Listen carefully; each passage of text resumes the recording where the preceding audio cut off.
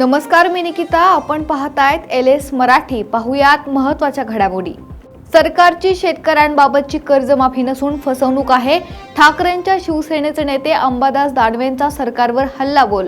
अंबादास दानवेंचा आमदार रोहित पवारांच्या आंदोलनाला समर्थन. पक्ष फोडण्याशिवाय यांना काय येतं? उद्धव, ममता आणि पवार साहेबांचे पक्ष यांनी फोडले. RSSचे पण कार्यकर्ते आहेत ना, त्यांना मोठं करा. इतरांचे का लोक घेत आहात? पक्षफोडीवरून शर्मिला ठाकरेंचे भाजपला खडे बोल.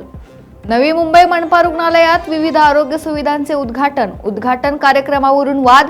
धक्काबुक्की झाल्याने आमदार मंदा म्हात्रे नाराज. म्हात्रेंचा कार्यक्रमाला निरोप. पवार कुटुंबातून पहिल्यांदाच उपोषण. महाराष्ट्रासाठी चांगलं. खासदार संजय शिरसाट यांचं वक्तव्य.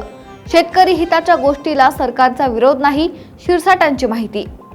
मुंबईला पाणी पुरवठा करणाऱ्या 7 तलावांमध्ये फक्त 10.72% जलसाठा. राखीव जलसाठा वापरता यावा यासाठी राज्य सरकारला पत्र. वाशिम शहरात अन्न आणि औषध प्रशासनाच्या संभाव्य कारवाईच्या चर्चेमुळे बहुतांश पानटपऱ्या बंद. राज्यात सर्वत्र प्रतिबंधित गुटख्यावर कारवाई. अनेक पानटपऱ्या चालकांमध्ये धास्ती.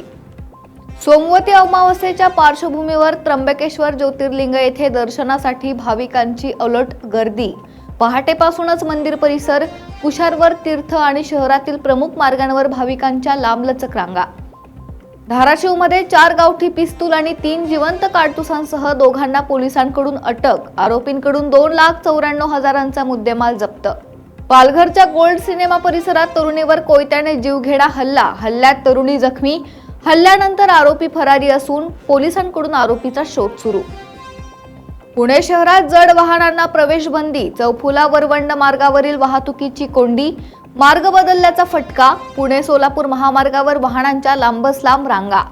या होत्या महत्त्वाच्या घडामोडी. पाहत रहा LS मराठी.